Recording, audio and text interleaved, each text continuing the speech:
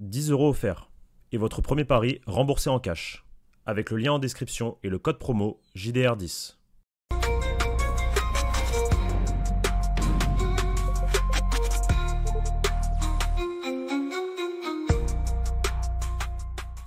Les amis, bonjour à tous, bienvenue sur la chaîne YouTube du Journal du Réal. Très heureux de vous retrouver après 3 longues semaines de vacances. Voilà, c'était ma petite pause estivale. On est parti recharger les batteries, mais je suis maintenant de retour avec vous sur la chaîne YouTube du Journal du Réal, bien entendu accompagné de Pablo. Aujourd'hui, on va brosser l'actualité du jour du côté du Real Madrid, qui est pas énorme, hein, on va pas vous mentir évidemment. C'est la parenthèse internationale. La plupart des joueurs sont en sélection pour disputer les éliminatoires pour la Coupe du Monde 2026. Mais j'ai quand même débusqué deux, trois sujets. D'ailleurs, Pablo n'est pas au courant, donc je vais lui faire la surprise. Comment vas-tu, cher chef? Ça va très très bien. Tanguy, ravi de te retrouver. Ça faisait longtemps qu'on n'avait pas tourné, toi et moi. J'espère que tu as passé de bonnes vacances. Je pense que tu as passé de bonnes vacances, te connaissant, vu comment tu es revenu sur le qui-vive là ce week-end en mode réfé de la rédaction, En mode destroyer. en mode destroyer. Mais écoute, ravi de te retrouver. Et j'ai hâte de savoir quel sujet tu m'as dégoté, parce que là, pour le coup, je ne sais rien. Je ne sais rien du tout. Mais n'oublions pas, avant tout ça, Tanguy, le moment partenaire. Les frères, l'eau c'est important. Faut en boire. Mais si t'aimes pas trop l'eau, elle est folle cette phrase. Si tu n'aimes pas trop l'eau, ça là, ça c'est un banger. C'est la gamme hydratation de Oli, c'est le nouveau partenaire du JDR. Ça tombe bien. Et franchement, les amis, pour boire un peu plus d'eau et bien kiffer, ça j'aime bien. Faut rester concentré. Faut rester concentré sur ces choses-là. Ça, tu vois, c'est du tonic rose. Ça distille les ballons. Ça distille. C'est efficace, c'est simple. Banger. Banger absolu. D'ailleurs, je crois que j'ai fait une autre vidéo. Peut-être, si vous l'avez vu. Si vous squattez la chaîne, tout ça, tout ça. Ça là. Ça là, ça c'est le CR7. Ça c'est le CR7 des goûts hydratation. Et il y en a plein. Beaucoup de variétés. Ça remplace pas l'eau, hein. Buvez de l'eau. Mettez un peu de Oli. Mettez un peu de Oli dans votre vie. Un peu de Oli dans votre gourde. Un peu de bonheur finalement. Et un peu de Real Madrid. Parce que Oli et le Real Madrid, c'est le même lifestyle, quoi. Que la win. Que ça gagne à la fin. Restez concentrés. Restez concentrés. Et hydratez-vous. C'est important. Allez, et le commandanté, là, il vous l'envoie, là. Il vous envoie les codes promo et tout. Prenez, hein. Prenez. Faites pas les cons. Allez. Allez voir Oli. Les amis, comme vous le savez depuis maintenant hier, donc lundi 1er septembre, Oli nous accompagne sur la chaîne YouTube du Journal du Réal. Je t'ai pas briefé, Tanguy, mais il fallait faire ce petit moment partenaire, donc j'en profite. Oli, première véritable alternative au soft drink malsain. Donc quand on parle de soft drink malsain, on pense à quoi, Tanguy? Au On dit pas Coca-Cola. Ouais, mais Non, non, je suis parfaitement au courant. Quand on dit les marques, il faut en dire plusieurs. Donc, vas-y, Coca-Cola, enchaîne. Voilà. Fanta, Orangina, tout ce que Voilà, tu veux. voilà, tout ça, tout ça. La devise, un goût d'enfer avec une bonne conscience sans bullshit, comme le sucre ou les arômes artificiels. Et avec le Journal du Réel, les amis, vous avez deux codes promo. Le code promo JDR5 avec 5 euros de réduction sur toutes les premières commandes dès 14 euros, pardon, 99. Et le code promo JDR avec 10% de réduction sur toutes les commandes de clients récurrents. Donc, un code promo si vous êtes nouveau client et un code promo si vous êtes client récurrent. Tanguy, toi, tu connais Oli ou t'as déjà goûté ou que Pas dalle, du non? tout. Pas du Pas tout. du tout. Toi, Je débarque. tu préfères d'autres choses, toi, qu'on boit à l'apéro, le soir, tranquille, hein, tu préfères ça, toi? Non, non, avec modération, bien entendu. Non, non, mais écoute, je vais peut-être tester. C'est l'occasion avec ce code promo. Mais non, non, c'est la première fois que j'entends parler de cette marque. En tout cas, Victor a kiffé. Je sais Ah pas si bah t'as vu la... Je sais pas si, si t'as bah vu la- si, j'ai vu sa pastille. Bah ouais, il est arrivé tel un renard rusé, pop pop pop. Et et non non non, bah c'est cool. Et puis de toute manière, si c'est plus sain pour la santé comme tu le disais, c'est merveilleux. Eh bien, on peut enchaîner maintenant. Allez, c'est parti. Je vais, une fois n'est pas coutume, encore parler de Mercato, mais c'est vraiment la dernière fois avant longtemps, je pense, puisque évidemment le Mercato estival s'est terminé, pardon. J'ai vu une petite stat là partagée par nos confrères de DAZN. Figure-toi que le Real Madrid, pendant ce Mercato estival, a les trois transferts les plus chers de la Liga.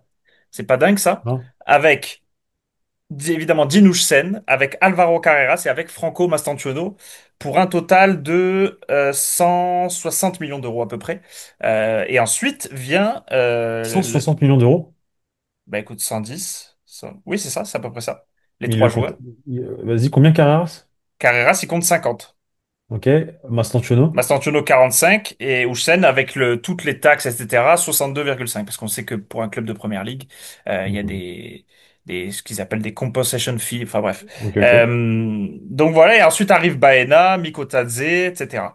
Donc j'ai trouvé ça assez intéressant que le Real Madrid voilà compte les trois transferts les plus chers de ce mercato. C'est quand même le signe que voilà la direction eh bien, non pas a fait sauter la banque, mais en tout cas a mis la main au portefeuille pour renforcer l'effectif. Qu'en penses-tu? Surtout le signe que la Liga va mal. Aussi, Parce que aussi. si tu es en train de me dire que les seuls gros transferts du championnat espagnol, c'est les trois du Real Madrid, Carreras, Mastantuono et Dean Huijsen, quand tu as un club comme le Barça, un autre club comme l'Atlético de Madrid, et d'autres clubs qui traînent par-ci par-là, mais qui ne sont plus les clubs d'antan, comme les Valence, comme même Villarreal. Bon, Villarreal a quand même acheté Mikotadze à quasiment 30 millions d'euros, voire plus. Les Séville, je pense à Séville, je pense à bon, Bilbao, ils ont une politique de transfert très différente. La Real Sociedad. Le football espagnol va très mal. Parce que je pense que même la Ligue 1 a gaspillé plus d'argent que le football espagnol. Non? Ou je dis des Est-ce, bêtises? je sais pas, mais est-ce une volonté ou est-ce vraiment le signe que économiquement les caisses sont assez vides pour beaucoup de clubs espagnols? Les caisses sont vides. Hmm. Les caisses sont complètement vides. Et côté Real Madrid, on est toujours dans cette stratégie de vouloir faire attention, d'y aller pas à pas, parce que ouais, ok, ils ont dépensé quoi, 160 millions, tu me dis, avec ou également Trent Ouais, Alexander-Arnold, il y a quand même la prime à la signature de Trent, mais effectivement. prime à la signature, plus les 10 millions qu'ils ont quand même envoyés à Liverpool pour le libérer avant la Coupe du Monde des clubs. Ouais, mais c'est problématique en réalité. Enfin, c'est problématique. Ça montre à quel point le football espagnol est déjà dans une autre catégorie par rapport à même la Bundesliga, par rapport à bon, la Première Ligue, on n'en parle même pas, mais même je suis certain que tu regardes en Ligue 1, les clubs de Ligue 1, combien d'argent ils ont dépensé. Je suis sûr qu'ils ont dépensé beaucoup plus d'argent. Après, peut-être que je dis des bêtises, hein, faudrait vérifier, mais si tu calcules la totalité, je suis sûr que en Ligue 1, on a dépensé plus d'argent qu'en Espagne. Là, parce que là, je parle d'un point de vue global, je parle pas que d'un point de vue Real Madrid. Et chez Insta, tu parlais de la première ligue, on pourrait s'en amuser, mais c'est quand même assez fou. La première ligue, donc, sur le deadline day, lundi, a dépensé près de 500 millions d'euros. Et la Liga, durant l'intégralité du mercato, a dépensé près de 600 millions d'euros. Donc, si ça, c'est pas une stat Donc qui. 600 millions d'euros, 160 millions d'euros le Real Madrid, donc quasiment un quatrième. Un quart, ouais. Un quart, pardon, un quatrième, un cinquième. Un quart comment dire, du global. C'est énorme. Le Real Madrid, c'est énorme. C'est énorme et c'est peu, en fait, par rapport à la concurrence en Europe, en fait. Ouais, mais Avec si on dézoome un peu, enfin, l'écart est abyssal avec la première ligue. C'est pas nouveau, mais j'ai l'impression que ça se creuse quand même d'année en année. Et je sais pas si on se rend compte du niveau de dépenses de la première ligue d'un côté et de l'autre, la Liga qui voilà, est contraint un petit peu à cette cure d'austérité ou en tout cas à ne Mhm. pas dépenser autant qu'avant, même si le Real Madrid, je le redis, a mis quand même la main au portefeuille cette année, même s'il n'y a pas eu Mhm. de milieu ni de défenseurs supplémentaires. Voilà, J'ai les mon Pablo, chiffres là. vas-y. J'ai les chiffres, je viens de regarder du coup. La Ligue 1, ils ont dépensé selon l'équipe, tac tac tac, 662 millions d'euros. Donc la Liga, tu m'as dit 684 millions d'euros. Euh, Paf, paf, paf, paf, paf. Donc la Liga a Boum. plus dépensé que la Liga. La Ligue 1 a moins dépensé que la Liga, mais de peu, de à peine 20 millions d'euros. Ok. Tandis que la Bundesliga, on est à 1 milliard et la Serie A, on est à 1 milliard, 1,1 milliard. Et la première ligue, bien plus. 3,5. Ah ouais. Ça pose, enfin, moi, ça m'inquiète pour le football espagnol en réalité. Moi, ça m'inquiète vraiment pour le championnat espagnol. Même si la qualité, le football, la formation, tout ça prime. Parce qu'au final, l'Espagne a une très, très bonne, enfin, comment dire, une très bonne culture du football. Donc quoi qu'il arrive, il y aura toujours des bons joueurs en Espagne. Mais d'un point de vue business financier, on se pose des questions sur le système Tebas, forcément. Qui a Et, des règles très particulières, très strictes envers ses clubs. Euh, on voit bien que le système aussi télévisuel, enfin télévision, ne rapporte pas autant que dans d'autres championnats. Pourquoi en Bundesliga on peut se permettre de dépenser autant et pas en Espagne? C'est problématique. Quand l'Espagne, il y a encore 10-15 ans, était très certainement le championnat le plus suivi au monde devant la Première Ligue grâce à des Cristiano Ronaldo, des Messi, des José Mourinho, des Pep Guardiola. Aujourd'hui, c'est une chute abyssale. Et on a attendu longtemps Mbappé justement pour remonter cette image. Là, aujourd'hui, il y a Lamine Yamal aussi du côté du Barça du coup, donc on est sur un win-win entre guillemets avec les deux grands clubs. Mais ça va prendre combien de temps pour que l'argent rentre en fait? non, il y a des joueurs bankable, c'est pas ça le souci. Mais le vrai problème, effectivement, c'est les investissements des clubs qui ne sont presque plus là. Et donc, il y a un vrai risque de déclassement, à mon sens, même si tu l'as dit, les clubs savent faire valoir leurs intérêts. Il y a une vraie science footballistique du côté de l'Espagne qui s'appuie beaucoup sur la formation. On pense au Real Madrid, bien sûr, on pense au Barça, on pense aussi au système de l'Athletic Bilbao, tu l'as dit, qui est très particulier.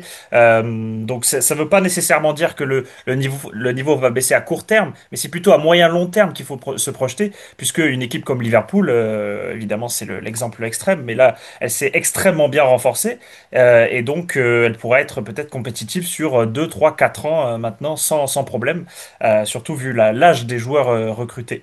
Et En Bon, fait, en fait, le truc, c'est que c'est pour ça que le Real Madrid se bat avec d'autres instances européennes, etc., pour le lancement justement de cette fameuse Super League, pour justement qu'il y ait beaucoup plus de rentrée d'argent pour les clubs qui intégreraient cette Super League, notamment le Real Madrid, mais les autres clubs aussi, et que ça profite à tous les clubs européens et pas que la Première Ligue, qui, déjà dans sa Première Ligue, est déjà une Super League à elle-même, en fait, grâce notamment aux droits TV.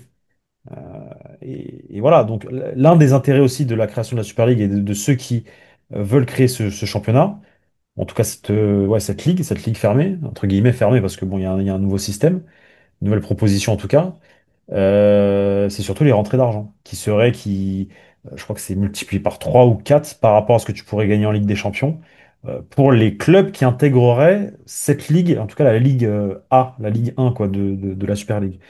Donc ouais, comment un club comme le Real Madrid peut se pérenniser dans le temps hein, face comment dire, à la Première Ligue, face au club État aussi. et tu sais que ça risque, alors je suis pas du tout un spécialiste du sujet malheureusement, mais tu sais ce que ça risque d'être pire, puisque j'ai lu dans un papier ce matin que Newcastle, par un stratagème en coulisses, allait peut-être réussir prochainement à avoir encore plus les coups des franges pour davantage dépenser. J'imagine avec derrière évidemment Mais on parle de Newcastle. le fonds souverain saoudien. Et on Euh, parle de, et on parle, et on parle de Newcastle. oui, mais qui a des moyens Bien quasi sûr. illimités. Bien sûr, mais t'imagines la même chose pour un club. Mais en fait, ouais, c'est problématique.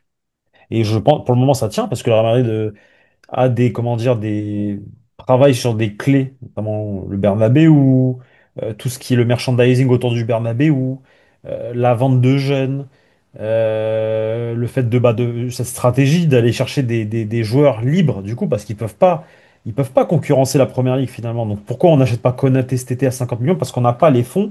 Quand on leur propose, nous, 30 millions, ils nous disent non, bah écoute, on discute avec le joueur et on fait comprendre aux joueurs que bah le Real Madrid n'a pas les fonds pour aller te chercher maintenant parce que bah, niveau transfert, on peut pas concurrencer la Première Ligue. T'attends un an et tu auras une belle prime à la signature en échange, en remerciement entre guillemets d'avoir attendu, et tu signes au Real Madrid un an après. Alors ça fait perdre un an aux joueurs, mais aujourd'hui le Real Madrid ne peut pas, c'est la réalité, ne peut pas concurrencer contre la Première Ligue, les clubs États qui sont dans cette Première Ligue, parce qu'il y a des clubs États dans cette Première Ligue, tu l'as rappelé, Newcastle, mais aussi Manchester City. Chelsea, je pense qu'on peut le considérer comme tel, vu que c'est un Américain. Ouais, encore, non, pas trop. C'est une multipropriété, c'est encore autre chose. Ça, c'est un autre délire encore.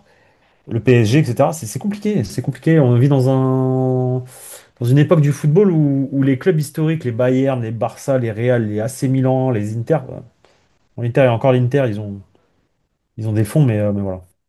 Et aussi parce que Florentino Pérez est aussi assez obsédé, mais c'est une bonne obsession, avec l'idée de garder les comptes pardon, dans le vert. Le Real Madrid a Il est terminé, je le obligé. rappelle, la Il est saison obligé. 2024-2025 avec un excédent, je viens de revérifier, de 24 millions d'euros après impôt, ce qui est très bien. Et je rappelle aussi que le Real Madrid est toujours le club le mieux valorisé au monde, il n'y a pas de souci. Je pense que si le Real Madrid avait avait vraiment voulu mettre les 50 millions sur Konaté cet été, même si ça n'aurait pas été une bonne décision à mon sens, puisque 50 millions à un an de la fin de son contrat, c'est beaucoup trop à mon avis. Je pense que le club aurait pu, mais ne le voulait pas. Ça, c'est ma conviction et je pense que tu es assez d'accord, toujours avec cette idée de Totalement. garder, de maintenir en Totalement. fait une santé financière Et et une une cohérence avec cohérence. le marché que tu considères être le marché cohérent, en fait. Pas un marché fou comme on voit en première ligue, lors Exactement. de la deadline, quoi. Alimenter ce marché totalement déréglé avec les panic buys, etc. Mais donc maintenir une santé financière vraiment adéquate, vraiment à l'opposé de ce qu'a pu faire un certain président catalan à l'époque.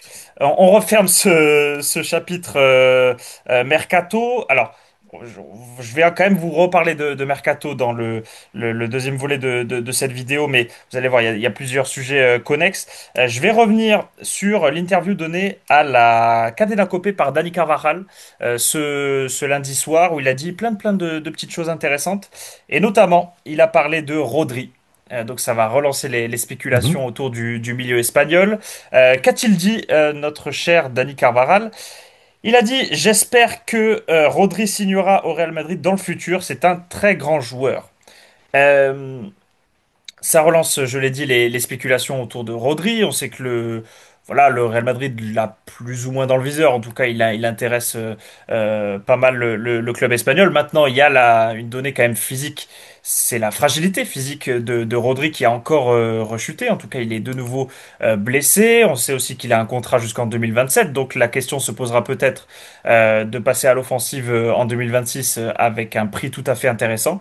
Qu'as-tu pensé de cette interview et surtout de ses Non, propos? mais On sait que les deux joueurs sont assez proches aussi, espagnols. oui, exactement. Ils s'entendent très très bien au sein de la sélection espagnole. Ce sont les piliers. Ça a été en tout cas les piliers, l'un des piliers des capitaines comment dire, de la conquête de l'Euro en 2024. Si Jude Bellingham a été l'un des agents secrets pour amener Trent Alexander-Arnold, on le sait très bien en coulisses, Carvajal milite pour Rodri, comme on vous l'avait expliqué déjà il y a quelque temps, comme un autre avec un certain Saliba. Ça fait partie du monde du football, c'est normal. Pour le cas de Carvajal, Rodri est un joueur exceptionnel, Ballon d'Or espagnol. Forcément, il aimerait voir ce genre de profil au Real Madrid, malgré l'âge, malgré tout ce qu'on peut dire, et effectivement aussi tous les doutes qu'on peut avoir par rapport à sa blessure. Il y a énormément de questionnements, forcément. Est-ce que Rodri va retrouver son niveau? Est-ce que Rodri ne va pas se reblesser? Est-ce que Rodri va jouer avec City cette saison? Maintenant, si le gamin, j'allais dire le gamin, je suis un ouf. Si le bonhomme fait une saison pleine à Manchester City, qui ne se blesse pas et qui montre un niveau, enfin en tout cas, et qui prouve avoir retrouvé un certain niveau, écoute, ce sera une piste. Après, moi, je reste quand même sur mes gardes parce que même si effectivement il retrouve un niveau très intéressant ou autre, il aura quand même un certain âge et que, ok, c'est toujours bien d'avoir des joueurs expérimentés, même si Rodri, moi, pour moi, depuis le début, enfin depuis très longtemps, j'aimerais bien le voir au Real Madrid. Pour l'après Casemiro, j'étais très pro Rodri, moi, à ce moment-là. Maintenant, on arrive à un moment donné où malheureusement, Rodri, il a quand même son âge et que recruter un joueur euh, aussi bon qu'il peut être et aussi exceptionnel qu'il peut être, c'est quoi, il aura quel âge l'année prochaine? 31 ans, si je dis pas de Il a bêtises. 29 ans là. Donc il en aura 30, t'imagines? Lâcher 100 millions pour un joueur de 30 ans? Ah non, non, non, mais jamais tu lâches 100 millions, c'est impossible. Ah, À un an de la fin de son contrat. Non, non, non, non. face à la première ligue, tu sais pas. Non, non, non, non. Faut Bah oui, rester. non, mais oui, mais moi je te parle dans un marché. Ouais, non, mais il faut raison garder. Même dans un marché déréglé, tu Oui, lâches bah pas 100 alors, millions pour. City n'acceptera jamais l'offre du Real Madrid alors. C'est ça le Écoute, problème. Encore une fois, c'est ça le problème. Tu vois, ouais, le problème mais est là. et qui te dit qu'il y aura une offre? Il y aura peut-être pas d'offre. Après, qui te dit qu'il y aura une offre, mais qui me dit qu'il y aura une offre, c'est que le Real Madrid enfin, sait pertinemment qu'il faut renforcer ce secteur, le milieu de terrain. Avait déjà ciblé Rodri avant le mercato estival de cette saison. Florentino Pérez apprécie le profil. Ok, il a son âge, mais s'il y a une possibilité d'aller le chercher, ils iront le chercher, Rodri. Si vraiment tout se passe bien, c'est-à-dire qu'il se blesse pas, qu'il fait une top saison, etc., etc. Parce que ça reste un joueur exceptionnel et je pense qu'il a fait un euro énorme avec l'Espagne et qui a tapé dans l'œil aussi à ce moment-là, au-delà de la saison qu'il avait fait juste avant avec Manchester City. Donc voilà. Après, c'est sûr que tu me dis qui te dit, bah ouais, s'ils le veulent, ils vont tenter quelque chose. À un prix raisonnable. Et encore une fois, il faut qu'il fasse une grande saison, ce dont je doute quelque peu, Toi, tu y crois pas? vu ça. Bah, c'est quand même un mauvais signal hein, quand tu te reblesses après une rupture des ligaments croisés comme il a connu. C'est compliqué, tu l'as dit. Il a 29 ans. Après, tout dépend. S'il retrouve une dynamique correcte et que voilà, il regagne en constance, pourquoi pas. Maintenant, être aussi important que ce qu'il a été dans la saison 2023-2024, Ouais. ça, j'y crois moyennement, voire pas beaucoup du tout, voire pas beaucoup, Mhm. pardon. Euh, il avait atteint une telle importance dans le système de Guardiola et dans l'équipe de Manchester City, véritable plaque tournante, tu l'as dit. Il ressemble d'une certaine façon aussi à Casemiro, même si c'est pas exactement le même style. Moi, c'est vrai que Rodri, j'apprécie tout à fait le footballeur, même si les Madridistas, évidemment, ont toujours en travers de la gorge son sacre au Ballon d'Or, même si c'est pas du tout la faute de Rodri en l'occurrence, mais plutôt des journalistes. Mais voilà, Rodri, il Notamment du faudrait. journaliste Salvador qui, Oui, on va pas le citer. Bon, voilà, hein, on referme la page. on va pas le citer, mais il a quand même eu son rôle dans la non-nomination de Vinicius Junior la saison passée. Parce qu'il l'avait booté hors de son top 10. Ouais. Mm. Non, non, mais on Et va. cette année, par contre, on le vire du coup, parce qu'il va pas dans le sens d'un joueur du Barça. Tout ce qui est excessif est insignifiant. C'est la seule chose que je dirais. Exactement. Simplement, voilà, comme je te dis, il faudrait un tarif tout à fait raisonnable et qui te dit que Manchester City désirera le vendre. Peut-être que Rodri prolongera son contrat outre-Manche. Donc, Bien sûr, bien on est sûr. vraiment dans du football fiction. Maintenant, c'était assez intéressant d'en parler puisque c'est Dani Carvajal lui-même qui l'a dit au micro Après, de la Cadena Copé. quand les joueurs parlent comme ça, c'est qu'ils savent des choses aussi. Quand Oui, ils ou se permettent de parler, tu vois. qui veulent alimenter un feuilleton, qui veulent l'entretenir. Voilà, Non, mais c'est pas qu'ils l'alimentent, on leur pose la question, ils répondent. Voilà, ils Ouais, mais répondent. il aurait pu botter en touche. C'est ça que je veux te dire. Ouais, mais s'ils bottent pas en touche, c'est qu'il y a une raison. C'est ça le Euh, truc, alors, il est sans doute au courant, même c'est même sûr, bien sûr. de Totalement. l'intérêt du Real Madrid. Maintenant, est-ce qu'il sait ce qui se passe dans la tête de Rodri? Ça, c'est autre chose. Il le sait. On va terminer sur l'interview de Carvajal avec un autre propos. Tu crois que Konaté, là, en équipe de France, il va pas parler du Real Madrid de des 2 semaines, là, Bon, à, à, ils à vont peut-être Clairefontaine, juste l'évoquer pour le chambrer, il va pas lui poser la question pour le chambrer. Les si, Tchouaméni, sous forme de blague. Ouais. c'est comment tu viens l'année prochaine? Tu crois qu'ils vont pas le faire? D'ailleurs, après le papier du JDR, d'ailleurs, ils ont lu le papier du JDR Ah, et je sais pas, ensuite, peut-être. et ensuite, et ensuite ils en parleront. Tu Sacré, t'as donné sacré, rendez-vous avec le Real en 2026, c'est ça. sacré Ibou Konaté. Hein, qui faisait son entourage faisait du pied au Real là, avant le mercato, Au printemps, ils sont au venus, printemps. Ouais. non, presque toquer à la porte de Florentino Pérez. En tout Toc, cas, toc, toc. Allô? Ouais, ouais, allô? il y a Ouais. eu un appel du pied, comme tu dis, C'est l'entourage de Konaté, ouais, ok. pour consolider la défense centrale. Si vous voulez avoir plus d'informations sur tout ça, les amis, rendez-vous sur notre site internet. Là, c'est pas tellement l'objet de la vidéo. Je disais donc, Carvajal a dit autre chose au cours de cette interview, d'assez marquant. Tu vas me dire ce que t'en penses. Je sais pas si tu l'as vu.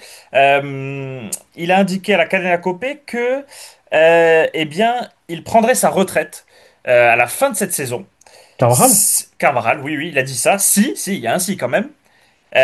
S'il remportait une septième Ligue des Champions Exactement, ok. avec le Real Madrid Comme Tony Kroos. et une Coupe du Monde. Bah écoute, je lui souhaite que ça en fait. Je lui souhaite que ça. Vraiment, réellement, je lui souhaite que... Alors bon, alors ça me ferait chier que l'Espagne gagne la Coupe du Monde, je te cache pas. Même si je suis pour l'Espagne. Mais je dirais pas pourquoi. Même si ça me ferait plaisir pour Dani Carvajal. Mais par contre, effectivement, s'il remporte une septième Ligue des Champions, ça ferait de lui le joueur le plus titré dans cette compétition-là. Devant les Paco Gento, les Luka Modric, les Nacho et les Lucas Vasquez aussi. Si je dis... Non, Lucas Vasquez, peut-être pas, je crois que c'est 5. Bon, c'était qui les plus titrés? C'était eux 3, je crois. Les 3. Avec Carvajal, du coup. Kroos n'en a pas six. Peut-être avec le Bayern, ouais. Peut-être avec le Bayern, effectivement. Je vais vérifier en live. Il en a gagné une, effectivement. Mais en tout cas, ouais, il en remporterait une septième, ce qui est le record absolu dans cette compétition-là, et ce qui est exceptionnel, je pense. Absolument. Mm. Absolument, absolument. Tony Kroos, eh bien oui. Oui, Il en oui, a oui, 6. il en a six. Il en a 6 puisqu'il a gagné la Ligue des Champions avec le Bayern en 2013. Voilà. Donc il en a 6 effectivement. Il partage ce Mais pas, record, notamment avec Modric et Paco Rento. mais pas 6 avec un même club. Exactement. Exactement. Dani Carvajal, Luka Modric, Rento, 6 avec un même club, le Real Madrid. Est-ce que c'est encore plus fort? Je sais pas. Mais bon, C'est aux gens de juger. C'est vrai que c'est dur de gagner deux Ligues des Champions, enfin une Ligue des Champions dans deux clubs différents. C'est très dur. aussi. C'est dur aussi. Pour être tout à fait exact, Carvajal a dit si cela arrive, donc ce scénario, je prendrai ma retraite, non pas parce que je n'aime plus le football, mais parce que ce serait un scénario fantastique. Et moi, alors évidemment, moi je serais très triste parce que Dani Carvajal est un monstre sacré du football. C'est un de mes chouchous, je l'avoue. En plus, il a une histoire très particulière. On sait qu'il a failli arrêter sa carrière hein, à cause d'une péricardite de mémoire. C'était aux alentours de l'année 2016, je crois. Donc il a su revenir au top et puis il a été extrêmement important dans toutes les épopées du Real Madrid, que ce soit en Liga ou en Ligue des Champions. Mais c'est vrai qu'à 33 ans, il aurait, comme on dit, vraiment terminé le jeu. C'est-à-dire qu'il aurait absolument tout gagné et quoi de mieux que de se retirer au sommet comme l'a fait Toni Kroos, Ouais. et ben, ou comme l'a fait Zidane d'une certaine manière, bah, en fait, il y a rien de mieux. Et ça serait tout à son honneur que de dire, bon, bah, je laisse ma place aux petits jeunes, je laisse ma place aux autres, et notamment à Trent Alexander-Arnold dans le couloir droit du Real Madrid. Et moi, je m'en vais faire autre chose. Donc, je serais triste, mais je comprendrais parfaitement que Carvajal, eh bien, range ses crampons. Voilà, alors que je vois que le temps presse. Donc on va aborder le dernier sujet. Et puis là, on est dans de la Allez, polémique. Ça y est, on rapidement. va parler de Javier Tebas avec, Ah, l'information de Josep Pedrerol ok. qu'il a indiqué dans le Chiringuito cette nuit, enfin la nuit dernière, que donc il y a beaucoup de préoccupations du Real Madrid autour de, voilà, c'est pas nouveau, hein, autour des arbitres en Espagne, autour du comité technique des arbitres, le fameux CTA. Pedrerol a indiqué que eh bien, le Real Madrid pense que Tebas manigance en coulisses, en tout cas qu'il a une énorme influence sur les arbitres. Et c'est vrai que d'une certaine façon, le Real Madrid, eh bien, il y a toujours plusieurs reproches que le club madrilène fait aux arbitres espagnols. Le CTA avait formulé quelques promesses au club madrilène, notamment plus de transparence sur la désignation des arbitres. Le Real Madrid n'a pas l'impression que ces promesses sont tenues. Du Ouais. coup, ça agace le club, ça lasse même certaines personnes en interne. On a vu aussi tout ce qui s'est passé et ça n'arrange pas vraiment le sentiment du Real Madrid, tout ce qui s'est passé autour du FC Barcelone ce week-end avec le VAR qui n'a pas fonctionné pendant une mi-temps, c'est tellement lunaire de le dire. Donc voilà, tout ça, ça alimente un sentiment de frustration, de lassitude même du Real Madrid envers les instances espagnoles qui ne tiennent pas leurs promesses. Et, euh, et voilà, qu'en penses-tu, mon cher Pablo? Écoute, j'en pense que. Alors, ils savent mieux que moi comment fonctionne ce nouveau CTA et qui est derrière tout ça pour ficeler, etc. Parce qu'il y a encore une année, Tebas, il avait rien à voir avec l'arbitrage espagnol, vu que l'arbitrage espagnol est à la base géré par la Fédération espagnole de football. Mais bon, visiblement, ils arrêtent pas d'en parler, ils en font de la communication, une nouvelle ère de l'arbitrage espagnol, etc., etc. Très certainement que la Liga, du coup, a son mot à dire aujourd'hui dans ce nouveau truc. Et si le Real Madrid est préoccupé par rapport à ça et par rapport à Tebas, on le sait, c'est historique maintenant. Entre Tebas et le Real Madrid, ce ne sont pas les meilleurs amis du monde. En tout cas, cette direction-là du Real Madrid avec Tebas. Donc, forcément, il peut y avoir des doutes qui s'installent, etc. Moi, personnellement, j'ai pas d'informations sur ça, j'ai pas demandé. Mais je peux comprendre qu'on soit agacé côté Real Madrid avec ce qui a pu se passer ce week-end-là, effectivement, dans certains stades, et notamment à Bernabéu, face à comment dire, à Majorque, notamment sur le but refusé à Arda Güler. On peut discuter, il y a débat, mais il y a pas que le Barça, il y a aussi l'Atlético de Madrid qui a marqué un but alors que son joueur était hors jeu et la VAR n'a pas signalé le hors-jeu. Bref, il y a beaucoup de questionnements par rapport à tout ça. Je peux comprendre, je vois très bien aussi Real Madrid Télévision qui commence à réenclencher la machine de critiques, etc., qui a fait même quasiment sur tout un JT de 15 heures, quasiment une émission spéciale de 30 minutes sur que l'arbitrage. Et ça, je crois que c'est la première fois dans la chaîne qu'on fait ça. Donc on a fait un gros focus sur l'arbitrage. Donc, écoute, je pense qu'effectivement, le Real Madrid prend à bras le corps, pardon, le problème, le dossier, et on va voir ce qui va se passer. Et malgré tout ça, malgré toutes ces inquiétudes, malgré voilà, le Real Madrid est leader du championnat espagnol. Effectivement, devant le Barça qui a fait match nul ce week-end. Et aussi, la Maison Blanche se plaint voilà, souvent de manque d'explication, en fait. Très clairement, Transparence. du corps arbitral, de transparence aussi, mais d'un manque de pédagogie. C'est pas que le Real Madrid vraiment est tout le temps contre l'arbitrage, ne veut rien entendre, met des œillères. Non, le club est prêt à écouter les explications que ce soit de l'arbitre central ou potentiellement du VAR et de l'arbitrage vidéo, mais ces explications ne viennent pas. Et quand on connaît l'audio qui a été révélé bah, par la fédération espagnole elle-même sur le fameux but refusé à Arda Güler, où moi personnellement je suis pas choqué parce que c'est la règle. C'est la règle, si la règle est bête, eh ben, elle est bête, mais au moins le règlement a été appliqué, mais que l'arbitre central dise super, littéralement, quand il entend dire il faut que tu ailles revisionner les images parce qu'il y a une potentielle main d'Arda Güler sur son but. Là, évidemment, ça alimente tous les complots possibles et imaginables. Maintenant, sur le but en lui-même, bah, écoutez, s'il a touché le ballon de la main, même si c'est une position naturelle complètement collée au corps, eh ben, c'est comme ça. Donc, c'est pour ça que le but a été refusé à Arda Güler, mais c'est plus l'enchaînement et surtout les propos tenus par l'arbitre central qui me laisse assez pantois. Voilà, mon cher Pablo, on a fait le tour de l'actualité du jour du côté du Real Madrid. Comme j'ai dit, c'était assez calme évidemment avec cette trêve internationale. Les amis, dites-nous dans les commentaires si vous aussi vous en avez marre de l'arbitrage, si vous êtes lassé par l'arbitrage espagnol si vous êtes madrilène ou si d'ailleurs vous supportez un autre club en Espagne. Hein. Je pense que le mécontentement est assez généralisé finalement face à tous ces hommes chargés du sifflet. Quant à nous, eh bien, on se retrouvera très prochainement sur la chaîne YouTube. Peut-être une FAQ jeudi, on va voir. Ouais. On Mm. va relancer la machine là, après mes congés estivaux. Écoutez, portez-vous bien. Salut Pablo, encore merci. Et puis salut tout le monde. Ciao, ciao. Ciao, ciao.